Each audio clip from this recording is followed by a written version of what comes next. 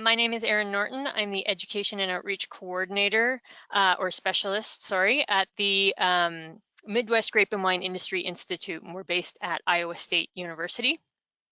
So today I'm going to talk to you a little bit about a couple simple experiments. These are preliminary type experiments that we did several years ago with fruit that came from Michigan, and I'll explain all of that.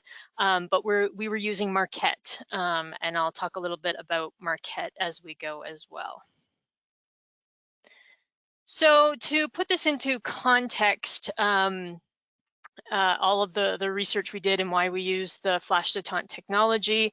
So here in the Midwest, we have a significant industry, I think. The numbers here in each of the states is approximately how many wineries are in each of these states.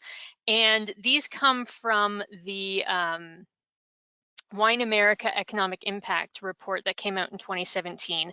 So some of these numbers are especially when I'm looking at Iowa, I'm well aware of the numbers of vineyards and wineries in Iowa, and so some of the numbers aren't quite correct. But and I know Michigan, there was some issues with some of these numbers from the Wine America report. But the nice thing about this report is they looked at every single state, and this way we can look and start to compare state by state on the same platform. And when I added all of the Midwest together, we have about 1,200 wineries and quite a significant economic impact, about half of California's economic impact at about 35 billion. So I think the Midwest, personally, I think we should maybe start to work together, and we grow a lot of the same varieties, have some of the same challenges, and we could be, you know, an important wine region as a whole. So in the Midwest, like I said, we grow a lot of the same cultivars. Not a huge amount of Vitis vinifera is grown. In Michigan and in parts of Ohio and some other places, they can get away with some vinifera varieties, but mostly we are growing interspecific grape cultivars. And those include the French American hybrids like Chambourcin, Maréchal Foch. And the French American hybrids grow mostly in the southern parts of the Midwest, I would say.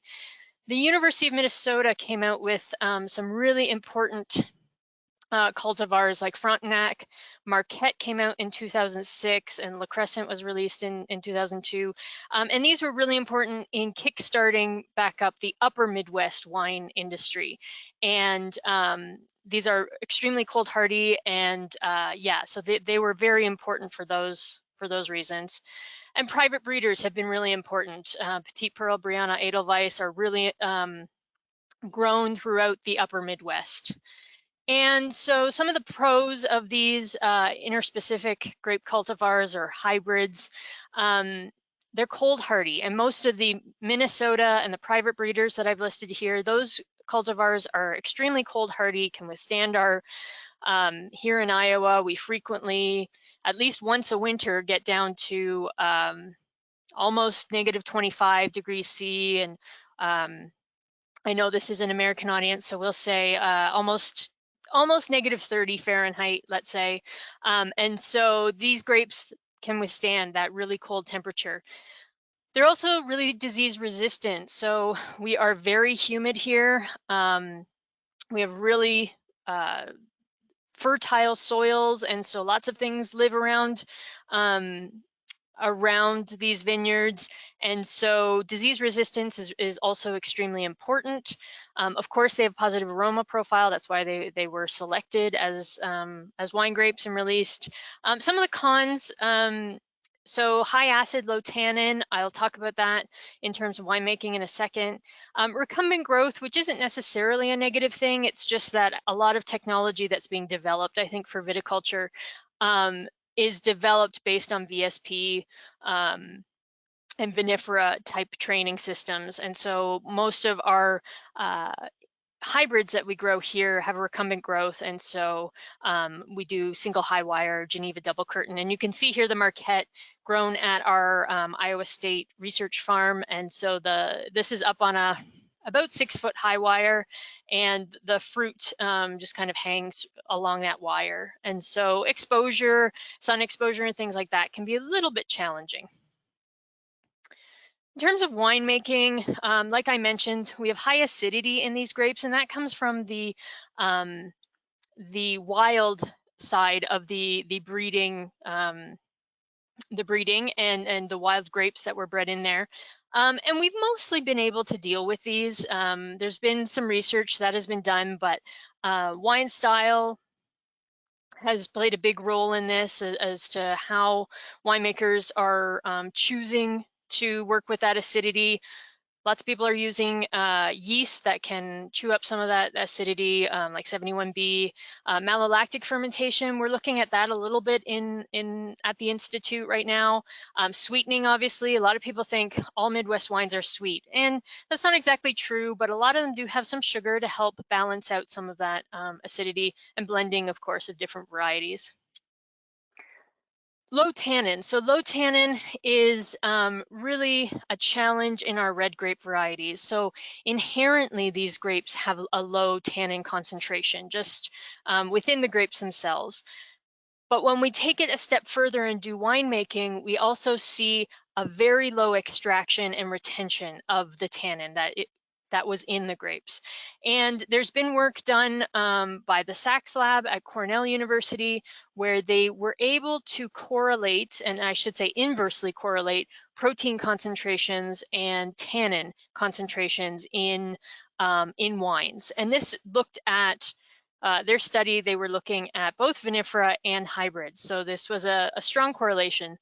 And different remediation practices have people have tried.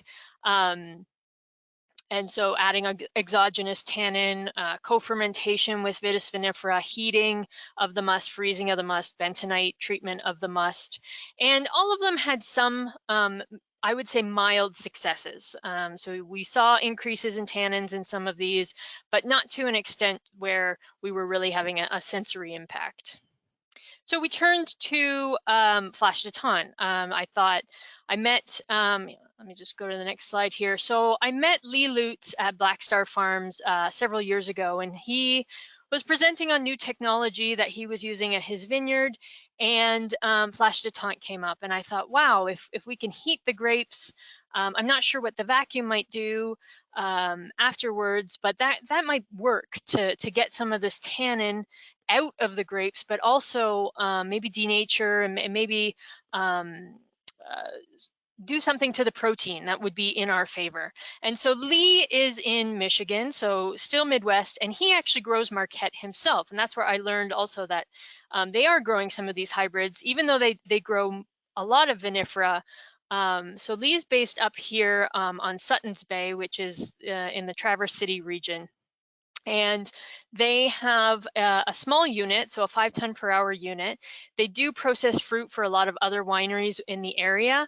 And I was fortunate enough, I actually took this picture. I was fortunate enough to visit them in the summer of 2019 and not see it in action, unfortunately, but at least see the unit myself. So the year before that, I guess it was 2018 that Lee sent me this fruit. He harvested his Marquette and divvied up some portions for me. And so we have a control portion and a flash portion. And he did freeze those buckets and then send them to me. And so we thawed them out. I took these pictures upon arrival or after they were thawed out, and we did some fermentation. So we did 1 gallon fermentations. We kept everything on the skins for 7 days. We used ICV D254 for yeast. We did a co-inoculation for malolactic fermentation, just to try and speed things along. And then after the fermentation, we I think it was about a month, or actually it was 2 months post fermentation, we bottled the wines and we measured protein, tannin, and aroma by these methods. So just looking at some basic juice and wine chemistry, the juice from the control had slightly lower soluble solids. or I shouldn't say slightly lower, but lower soluble solids than the flashed must. And I guess this was to be expected. I should say at this point too that we did not re-add the flash water back into the flash must. Lee did send us some of the flash water, but we did keep it separate. So we just worked with whatever the must came out of the machine. So the slight difference here in pH, and the malic acid difference I've found was quite interesting, but even in the flashed wine, we were able to get through that with our malolactic fermentation, so that was good. And about a degree difference, or percentage, sorry, difference of alcohol. So moving along, just to look at the tannin and protein. So this is really raw data. And just kind of presenting all of the data to you, because again, like I said, this was a preliminary type of experiment. So we did 3 reps, and but as you can see, if we're just looking at the overall tannin and protein concentrations, you see there's an increase from unflashed to flashed of about 6-fold in terms of the tannin, and a decrease in the protein by about a half. And that was good. That was, we were very happy with this result. We thought that this showed, that there is good potential for this technology here in the Midwest. So just to move on to show you what the protein, the gel actually looked like. So we have our standard lane, and then 3 of the control wines, and then 3 of the flash wines. And I think if you're a visual person, I think this shows nicely the difference between the 2 wines and the amount of protein really in the 2 sets of wines. And so these proteins have been identified as pathogenesis-related proteins. And so we have things like tomatin-like protein, chitinase, beta-1,3-glucanase, and those are all in the bottom, very dark, large band. And then the one up around around 60 is invertase. And these were also confirmed as being haze-forming proteins by another group in Australia. So we were really interested and happy to see this, and this has been quite consistent in any wines that we've made with these hybrids, is we're seeing these same types of proteins.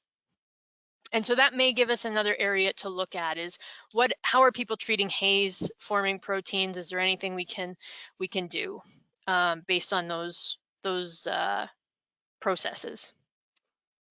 So on the aroma side of things, my colleague ran a PCA, and so we've got in the blue triangles the unflashed or the control wines, and the red circles are the flash. So you can see they're quite well separated on the graph. And if we look a little bit closer at what some of the standard aromas are that were close to the control wines, we see things like apple peel, peppermint, still fruity, but apple and those kinds of aromas. Whereas when we look at the other side, where the flashed wines showed up, we have things like whiskey, caramel, banana, still fruity again, but a very different aroma profile is what this showed us.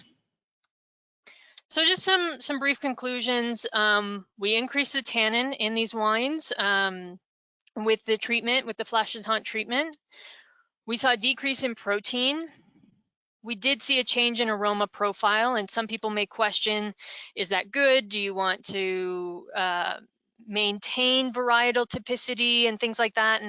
And I guess we just haven't answered that question yet. We're still investigating whether this technology could work to do the tannin extraction and the protein reduction.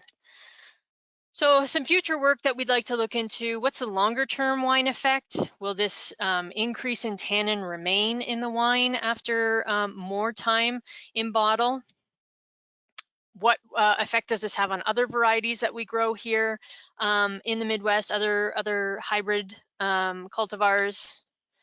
And what's the cost analysis for small wineries and regions? And I'm working on this with another professor here at Iowa State to see, can we really bring this technology here in a way that is that makes sense? We have a lot of very, very small wineries, and can they access this technology? So just thanking my colleagues and Samshay Rice, who did the aroma work, Lee Lutz from Black Star Farms, and Dr. Watcherlow gave me some good discussion. And if you have any questions, please feel free to contact me. And that's our Institute's website, so you can look us up and see what other kinds of things we're doing. All right, thank you very much.